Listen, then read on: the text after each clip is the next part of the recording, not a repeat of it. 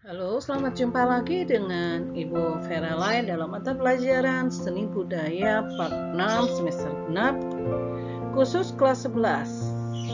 Sebelum kita mulai lebih jauh, jangan lupa like, comment, and subscribe channel YouTube ini. Sebelum kita memulai pembelajaran jarak jauh kita, mari kita berdoa menurut keyakinan agama kita masing-masing. Doa dimulai.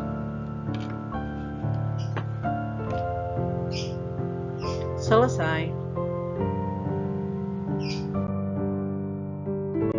Tentang fenomena seni rupa.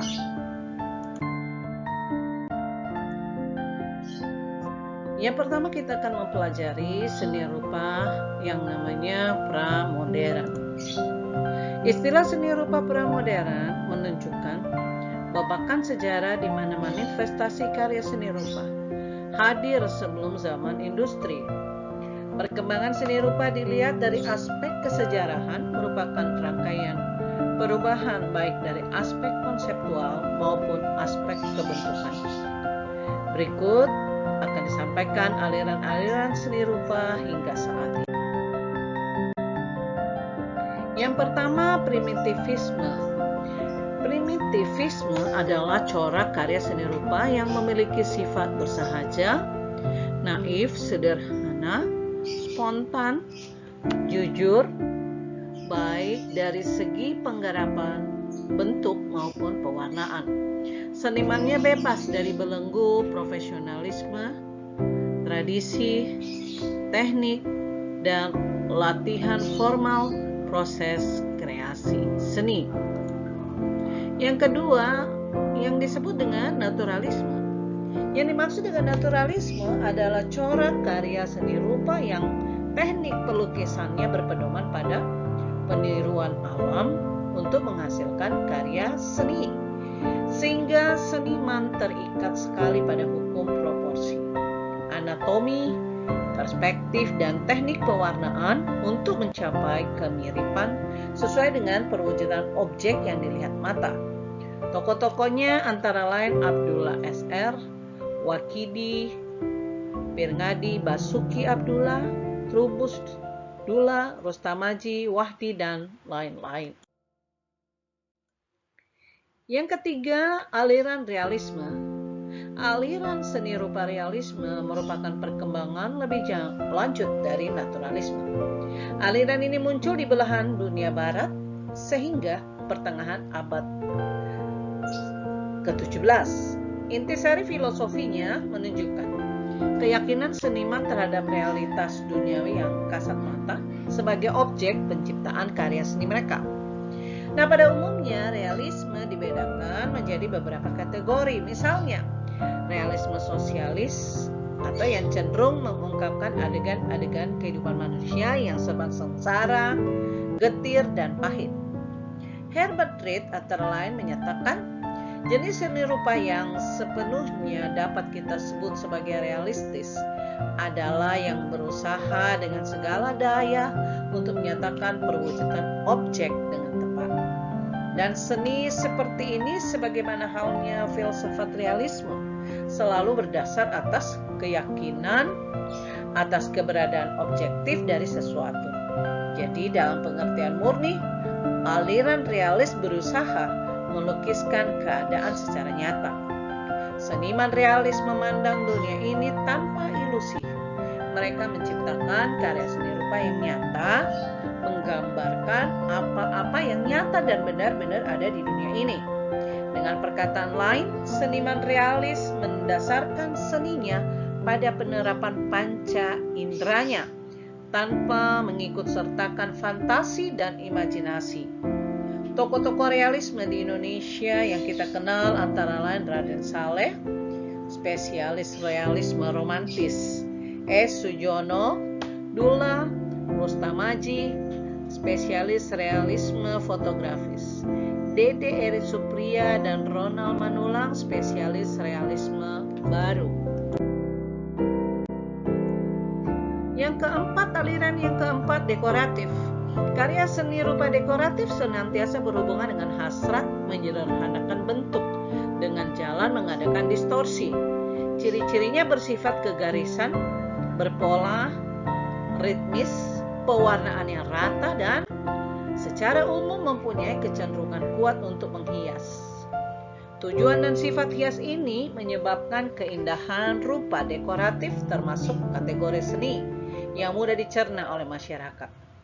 Pada karya dua dimensi sering mengabaikan unsur perspektif dan anatomi, sedangkan pada karya tiga dimensi mengabaikan plastisitas bentuk atau naturalistis.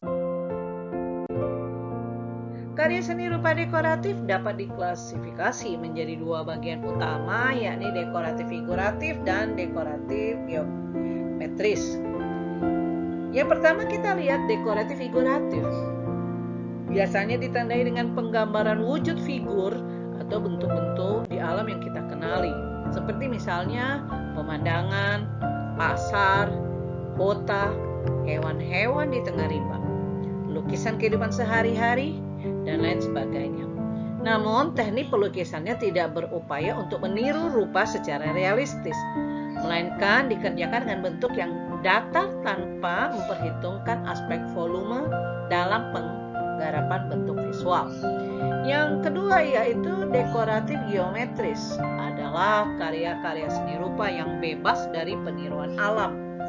Perwujudannya merupakan susunan motif, bentuk, atau pola tertentu ditata sedemikian rupa sehingga memiliki kapasitas untuk membangkitkan perasaan keindahan dalam diri pengamatnya.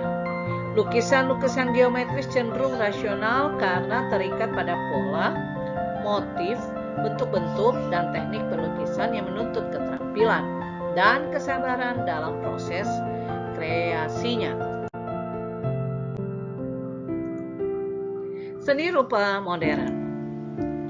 Mengkaji fenomena seni rupa modern tentu bermula dari jasa kaum impresionisme Prancis yang menyelenggarakan pameran-pameran mereka pada tahun 1874, 1877, 1879, tahun 1880, 1881, 1882, dan 1886.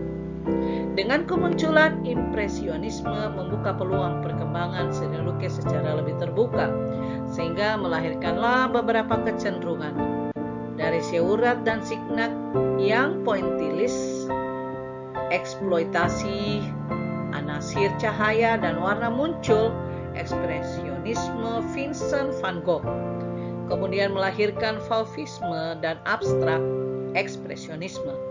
Respon Paul Cézanne terhadap impresionisme mengakibatkan lahirnya kubisme dan perkembangannya kemudian sampai kepada konstruktivisme dan minimal art dan seterusnya. Seni pop.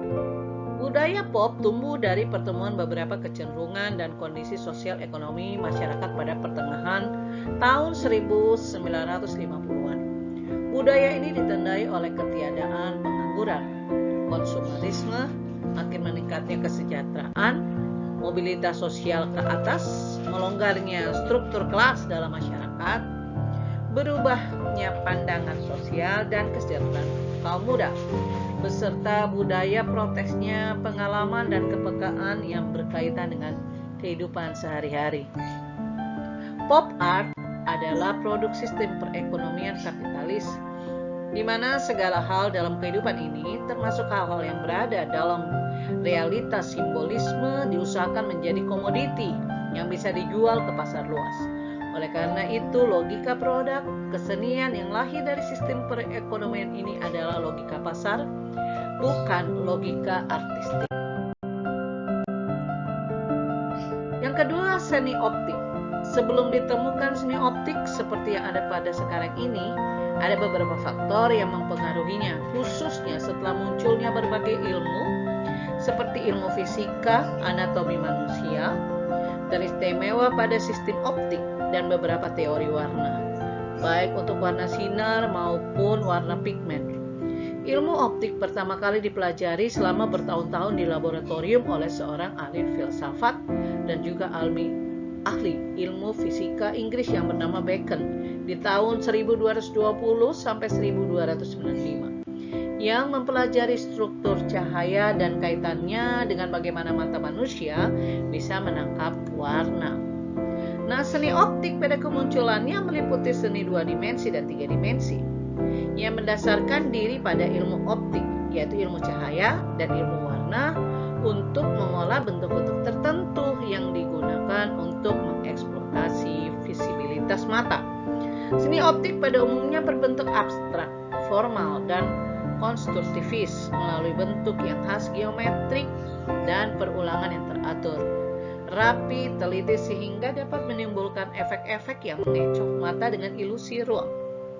Warna-warna yang digunakan kebanyakan warna cerah atau lightness tinggi dengan memberikan batas pada hue atau saturation yang tajam dan tegas. Yang ketiga, seni konseptual. Istilah konseptual pertama kali dikemukakan oleh Edward Keinholz dan Hero Flynn yang berasal dari California tahun 1960. Istilah konseptual adalah sinonim dari idea art. Conceptus dalam bahasa Latin berarti pikiran, gagasan, atau ide. Jadi, konseptual adalah sesuatu yang berkaitan dengan konsep. Konsep atau ide adalah hal yang penting dalam penciptaan seni. Seni konseptual disatukan oleh satu sikap penggunaan bahasa verbal dan non-verbal. Analogi atau ilmu bahasa menjadi esensi dan seni. Seni konseptual sangat kontroversial, menjungkir balikan segala kemapanan seni atau nilai-nilai, gaya, galeri, pasar seni, dan sebagainya. Para seniman konseptual menggunakan semiotika, feminisme, dan budaya populer dalam berkarya, sehingga berlainan sekali dengan karya-karya seni konvensional. Karena itu konseptualisme akhirnya menjadi paham pemikiran yang memayungi bentuk-bentuk seni yang tidak berwujud piktorial dan skulptural seperti body art, herb art, video art, performance art, process art, installation art, dan lain-lain. Yang keempat adalah seni kontemporer. Pada ensiklopedia The World Art Estetika Kontemporer disebutkan bahwa estetika yang baru ini bertujuan untuk memfilsafatkan dalam pengertian anti-metafisik dan kemudian membedakannya dari estetika sebelumnya. Namun dia tidak akan membuang prinsip kategori-kategori dan sebagai akibatnya menciptakan konsep mendua dan ragu tentang pengertian filsafat. Menurut teoretikus Jerman Udo Kulterman, pengertian kontemporer dekat dengan paham postmodern dalam arsitektur. Paham baru ini menentang kerasionalan modernisme yang dingin dan berpihak pada simbolisme instinktif. Dalam teori yang lebih baru tercatat prinsip pluralisme yang terbanyak mendasari pengertian kontemporer sekarang ini. Dari berbagai keterangan di atas dapat ditentukan adanya dua paradigma aktivitas seni kontemporer. Pertama, kelompok yang mementingkan aktivitas seni sebagai aktivitas mental senimannya. Kedua, kelompok yang mementingkan aktivitas seni ditujukan bagi kepentingan masyarakat. Scruton melihat kecenderungan persepsi seperti itu sebagai sesuatu yang menyulitkan dalam penilaian estetik. Seni rupa postmodern. Dalam perkembangan selanjutnya, seni, khususnya seni rupa, telah terjadi pemilahan antara seni murni, pure art, dengan seni pakai. Dalam konteks ini, postmodernisme dengan konsep pluralismenya telah menghapus pemilahan atau hierarki antara seni dan desain. Prinsip modernisme telah diubah menjadi form follow fun. Kedudukan fungsi yang selama ini diagung-agungkan oleh kalangan modernisme mengalami pergeseran pada era postmodernisme. 1. Karya-karya seni rupa era postmodernisme. Kebudayaan postmodern tidak dapat dipisahkan dari perkembangan konsumerisme. Perkembangan masyarakat konsumer telah mempengaruhi cara-cara pengungkapan seni. Dalam masyarakat konsumer terjadi perubahan-perubahan mendasar yang berkaitan dengan cara objek-objek seni secara umum dikonotasi dan cara model konsumsi ini direkayasa oleh para produser. Masyarakat konsumer memiliki 3 bentuk kekuasaan yang beroperasi di belakang produser dan kekuasaan media massa. Ketiga bentuk kekuasaan ini menentukan bentuk dan gaya seni. Di dalam masyarakat konsumer, relasi antara subjek dan objek lebih tepat dijelaskan melalui peran subjek sebagai konsumer. 2. Bahasa estetik postmodernisme.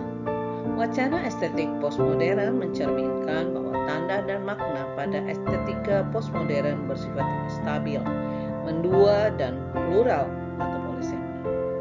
Dalam wacana ini lebih ditekankan pada permainan tanda, keterpersonaan pada permukaan, dan diferensi, ketimbang makna-makna ideologis yang bersifat stabil dan abadi. Bahasa estetik postmodern bersifat hiperreal dan ironik yang meliputi a. Pastise adalah karya sastra, seni, atau arsitektur yang disusun dari elemen-elemen yang dipinjam dari berbagai pengarang, seniman, atau arsitek dari masa lalu dalam mengimitasi karya masa lalu dalam rangka menghargai dan mengapresiasi seni. Sebagai karya yang mengandung unsur pinjaman, pastise mempunyai konotasi negatif sebagai miskin orisinalitas. Parodi. Parodi adalah sebuah komposisi dalam karya sastra, seni, atau arsitektur yang di dalamnya kecenderungan pemikiran dan ungkapan khas dalam diri seorang pengarang, seniman, arsitek, atau gaya tertentu diimitasi atau imitasi yang ditandai oleh kecenderungan ironik. Sedemikian rupa untuk membuatnya humoristik atau absurd. Efek-efek kelucuan dan absurditas biasanya dihasilkan dari distorsi atau pelesetan ungkapan yang ada. Melalui konteks ini, penggunaan kembali karya masa lalu yang dimuati dengan ruang kritik yang menekankan perbedaan ketimbang persamaan. Titik berangkat parodi bukanlah penghargaan, akan tetapi kritik, sindiran, kecaman sebagai ungkapan rasa tidak puas atau sekedar menggali rasa humor dari karya rujukan yang bersifat serius. 3. Kitsch berakar dari bahasa Jerman verkitschen, membuat murahan, dan kischen berarti memungut sampah dari jalanan. Kitsch dalam bahasa estetika postmodern sering ditafsirkan sebagai sampah artistik atau sering pula didefinisikan sebagai selera rendah karena lemahnya ukuran atau kriteria estetik. Strategi kitsch adalah mengkopi elemen-elemen gaya dari seni tinggi atau objek sehari-hari untuk kepentingan sendiri yang produksinya didasari pada semangat memaksakan atau mendemonisasi seni tinggi. Decamp adalah satu bentuk dandisme tanpa identitas seks dan karenanya menjunjung tinggi kevulgaran. Camp biasa menekankan dekorasi, tekstur, permukaan sensual, dan gaya dengan mengorbankan isi. Camp juga anti-antagonisme seksual, maskulin atau feminim. Skizofrenia didefinisikan sebagai putusnya rantai pertandaan, yaitu rangkaian stigmatis penanda yang bertautan dengan membentuk suatu ungkapan atau makna. Dalam konteksnya, semua kata atau penanda, gambar, teks, atau objeknya dapat digunakan untuk menyatakan suatu konsep atau petanda. Terima kasih sudah mengikuti video pembelajaran ini.